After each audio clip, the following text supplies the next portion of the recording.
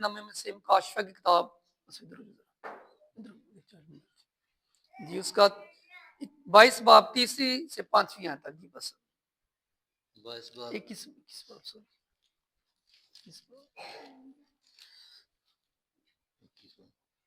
22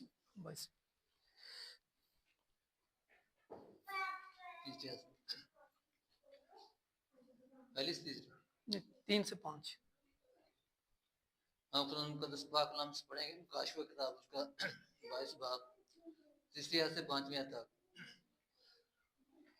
और फिर लानत ना होगी और खुदा बर्रे का तख्त उस शहर में होगा, वो उसके बंदे उसकी इबादत करेंगे और उसका मुंह देखेंगे और उसका नाम उनके माथों पर लिखा हुआ होगा। और फिर रात ना होगी और चिराग और रोशनी के सूरज की रोशनी के मोहताज ना होंगे, क्यों खुदा उनको रोशन करेगा और अब्दुल आबाद बादशाही करेंगे। उन्होंने पाक कलाम पढ़ने सुनने पर अमल करने का तौफीक अता करे। आमीन। तशरीफ रखें। तो आप सबको नए साल का पहला त्योहार मुबारक हो। आमीन।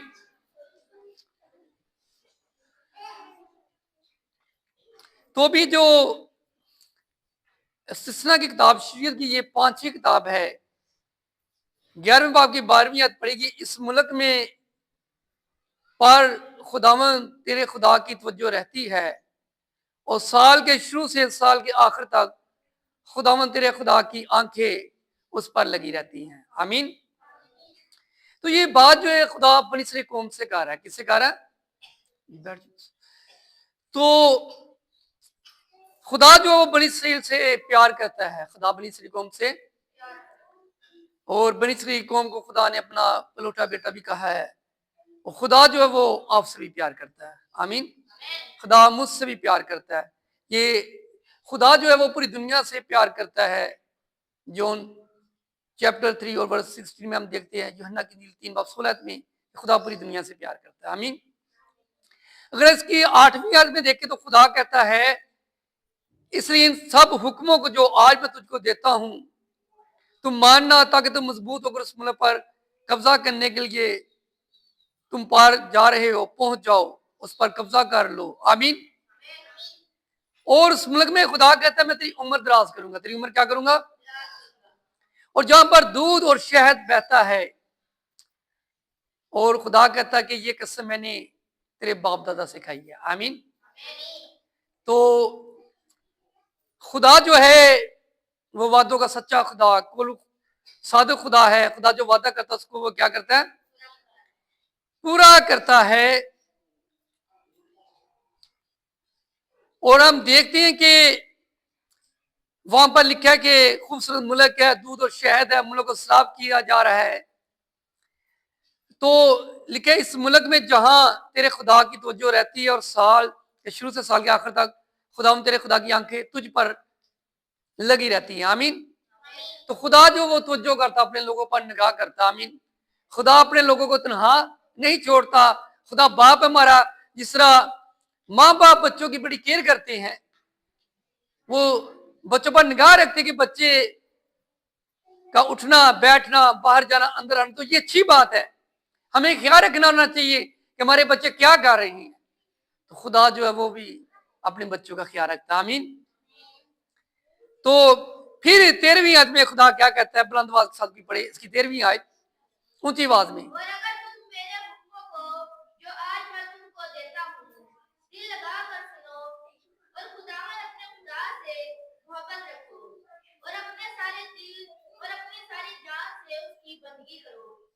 आमीन। खुदा कहता अपने सारे दिल, सारी जान, सारी ताकत और अकल से खुदा अपने खुदा से मोहब्बत रखो। आमीन। तो खुदा जो मोहब्बत वाला खुदा है, तो खुदा चाहता ये है कि हम इंसानों से भी मोहब्बत करें। हम इंसानों से भी क्या करें? लेकिन सबसे ज्यादा मोहब्बत हम किससे रखें? खुदा से, उसके हुक्म से। उसका हुक्म क्या है कि इस साल के शुरू से आखिर तक खुदा कहता मैं आपके, और खुदा की आंखें आप पर क्या है? लगी हैं। और खुदा कहता मेरा हुक्म मानो, मेरी बंदगी करो, मेरी इबादत करो। और खुदा कहता तुम मेरी खुदा क्या कहता है, तुम मेरी इबादत करना, मैं तुम्हारी रोटी और पानी पर और बीमारी को भी दूर कर दूंगा। हालेलुया। तो खुदा तमाम जरूरियात को पूरा करने की कुदरत रखता है, वो कर सकता है ऐसा, लेकिन हमने खुदा की बंदगी करनी है। बंदगी से मुराद प्रेयर करनी है, प्रस्तुत करनी है, इबादत करनी है, जो आज हम कर रहे हैं। फिर हम 14वीं आयत में देखते हैं, जरा पढ़े।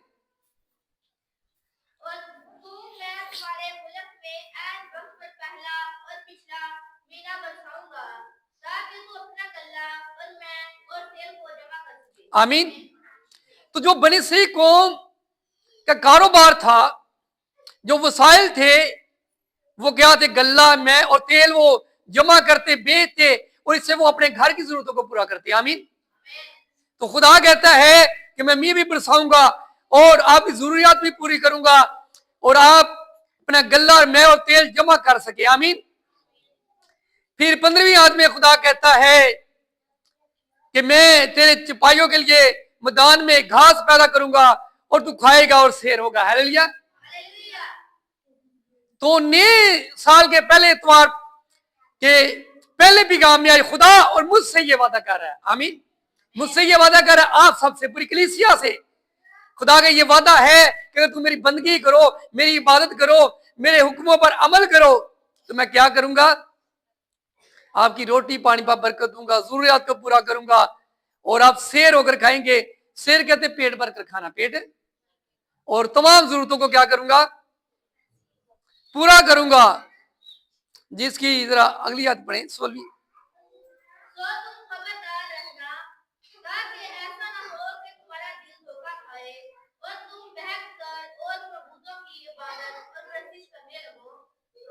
आमीन। खुदा कहता खबरदार किसी और के आगे झुकना, क्योंकि जिंदा खुदा है हमारा। हम सूरज चांद तारों की प्रस्तिश नहीं करते, बल्कि हमारा खुदा जिंदा खुदा है। वो हमारी दुआ सुनता और जवाब देता, उसके कान हमारी दुआ पर लगे रहते हैं। आमीन। और दुनिया के महबूब तो महज बुत हैं, ना वो बोलते हैं, ना सुनते हैं, ना जवाब देते हैं। हमारा खुदा सुनता, बोलता और जवाब देता। आमीन। वो तो खुद कहता है, मांगोगे तो ढूंढोगे पाओगे, दरवाजा खटकाओगे तुम्हारे वास्ते। आमीन। तो खुदा कहता खबरदार, अगर तुमने मुझे छोड़कर किसी और की इबादत की, पैसेज की, किसी और के पीछे गए, तो फिर इसका क्या होगा? खुदा का गजब तुम पर भड़केगा। 18वीं 17वीं आयत पढ़े जरा।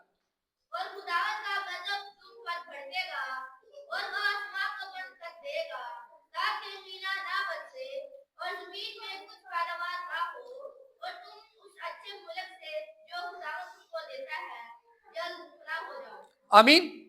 खुदा कहता है कि उस मुल्क में जिसका खुदा ने वादा किया है वो तुमको देता है। अगर तुम उसका हुक्म नहीं मानते, उसकी इबादत नहीं करते, उसकी प्रस्तिश नहीं करते, किसी गैर मबूद के आगे अगर आप झुक रहे हो, तो खुदा कहता है मैं तुमको हलाक करूंगा, फना कर दूंगा, खत्म कर दूंगा। तो खुदा जो बात करता है उसको क्या करता है? पूरा करता है। तो देखें, जहां जहां लोग खुदा की इबादत करते हैं, आप 33-35 चाक के चर्चों में चले जाएं, बाजी भी उतो दी है, वो चर्च भरे होते हैं। तो आज उनके हालात देख लिया, आज उनके, अगर वो खुदा का घर वहां पर भरा होता है तो उन लोगों के घर भी मालो दौलत से भरे हुए हैं। ऐसे ही है, खुदा उनकी जरूरतों को पूरा कर रहा है। क्यों? ये खुदा का वादा है। जब हम खुदा की बात नहीं करते, प्रस्तुत नहीं करते, फिर खुदा हमारी जरूरियात को पूरा नहीं करता, और फिर खुदा में फना करेगा, उस मुल्क में नहीं रहने देगा। तो मेरे राह के लिए खुदा ने नया यरूशलेम, नया आसमान, नई जमीन तैयार की है। आमीन। तो उसकी 18वीं आयत में हम देखते हैं लिखा, इसलिए मेरी इन बातों को तुम अपने दिल और अपनी जान में महफूज रखना, और निशान के तौर पर इनको अपने हाथों पर बांधना, और वो तुम्हारी पेशानी पर टिक्कों की मानंद हो, और इनको तू अपने लड़कों को सिखाना, और तू घर बैठे और राह चलते, लेटते, उठते वक्त इनका ही जिक्र किया करना। आमीन। खुदा कहता तू अपने बेटों और बेटियों को ये सिखा। तो मुझे बहुत खुशी होती है जब मैं देखता हूं कि बड़े चर्च आते हैं और बड़ों के साथ उनके बच्चे भी। तो कभी कभी ऐसा तो बड़े आते नहीं, बच्चों को भेज देती हैं। वो समझते शायद चर्च की पार्क है या सैर करने की जगह, बच्चों पे दसी जाइए ना जाइए। लेकिन खुदा कहता है तो खुद भी मेरी इबादत कर, तो खुद मेरे घर में आ, अपने बेटों और बेटियों को भी ये सिखा। और खुदा ये भी कहता है कि अगर तुम घर में भी हो तो उठते बैठते वक्त खुदा का जिक्र किया करना। हालेलुया। ते असी की करते हैं, असी मोटू पतलू का जिक्र ला देते बच्चों को, टिकटॉक लगा देते हैं बच्चों को, उनका जिक्र हो रहा है। लेकिन मेरे तो नए साल पर हम क्या करें, इन चीजों को बंद करें और खुदा का जिक्र शुरू करें। किसका?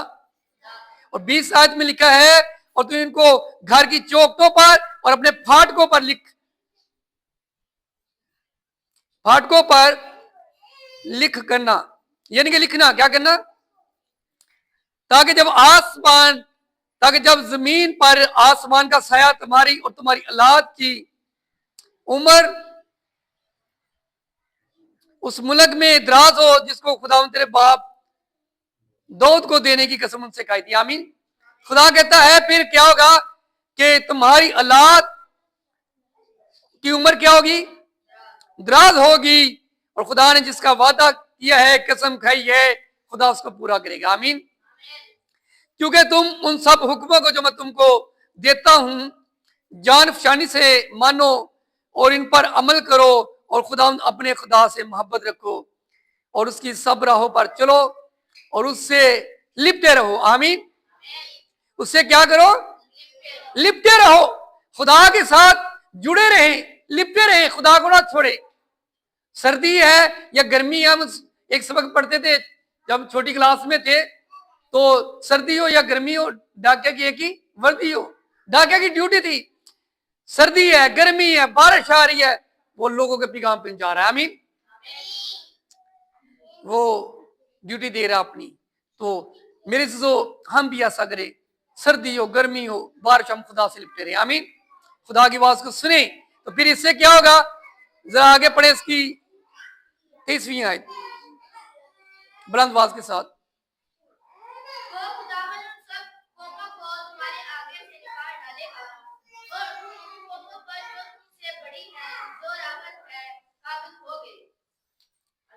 आगे बढ़, जहाँ जहाँ तुम्हारे पांव का तलवार टिके वो जगह तुम्हारी हो जाएगी, यानी बियाबान और लोबन से अदरई रात से मगरिब के समंदर तक तुम्हारी सरहद होगी। आगे बढ़ दी। और कोई शख्स वहाँ तुम्हारा मुकाबला न कर सकेगा, क्योंकि खुदावन तुम्हारा खुदा तुम्हारे मुंह और खौफ से उस मुल्क में जहाँ कहीं तुम्हारे कदम पड़े पैदा कर देगा, जैसा उसने तुमसे कहा है। आमीन। फिर खुदा कहता कि मैं तुमको ये मुल्क देता, तुम इस पर कब्जा कर लोगे बनी इसराइल कौम को। आमीन। खुदा कहता मैं तुम्हारे दुश्मनों पर तुमको फतह दूंगा। आमीन। तो आज देखे मसीह कौम की हुकूमत है। हालेलुया। मसीह कौम की क्या है, सबसे ज्यादा नाम मसीह का फैला उसके लोगों का। और इसकी 26 आयत में खुदा कहता है, देखो मैं आज के दिन तुम्हारे आगे बरकत और लानत दोनों को रखे देता हूं। बरकत उस हाल में जब तुम खुदा अपने खुदा को के हुक्मों को जो आज मैं तुमको देता हूं मानो, और लानत उस वक्त जब तुम खुदा अपने खुदा की फरमाबरदारी ना करो और उस राह को जो जिसकी बाबत मैंने आज तुमको हुक्म देता हूं छोड़कर और महबूदों की पैरवी करो जिनसे तुम अब तक वाकिफ नहीं। आमीन। तो खुदा कहता है आज मैं बरकत और लानत दोनों आपके सामने रख देता हूं। आपके बरकत इस सूरत में कि अगर हम खुदा का हुक्म माने, उसकी इबादत करें, प्रस्तिश करें, उसके नाम को जलाल दें और उसके हुक्मों में मसरूर रहें, तो वो हमारे दिल की मुरादों को पूरा करेगा। आमीन। और लानत इस हालत में कि अगर हम खुदा की इबादत नहीं करते, प्रस्तिश नहीं करते, तो खुदा ने तो हमें दो रास्ते दे दिए हैं, नेकी का और बदी का। ये इंसान की अपनी फितरत है, अपनी सोच है, ख्यालात है। अगर हम अच्छा और नेकी का काम करेंगे हमें बरकत मिलेगी। हालेलुया।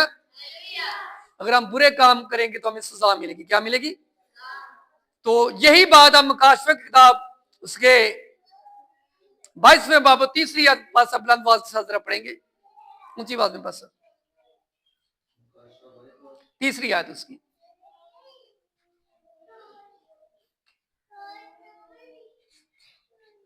ऊंची आवाज में।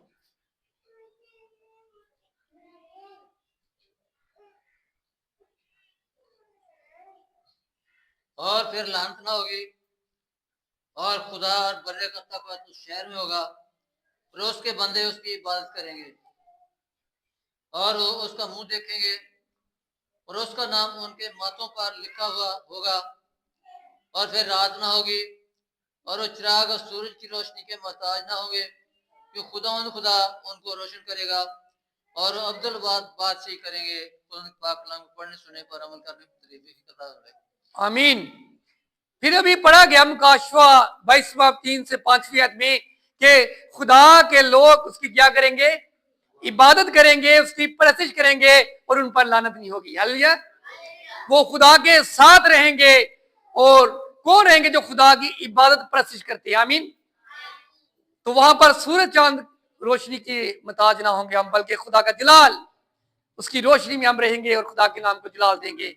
और ये इस मुल्क की बात हो रही है जो नया आसमान और नया जमीन होगा, नया यरूशलेम। वहां पर भूख नहीं लगेगी, प्यास नहीं लगेगी।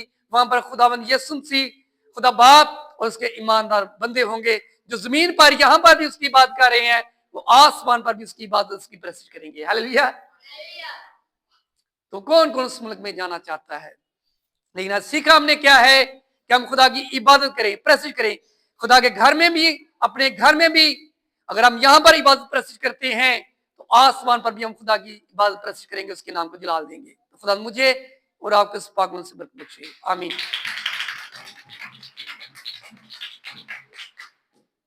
वक्त तक हम बच्चों के साथ मिलकर गीत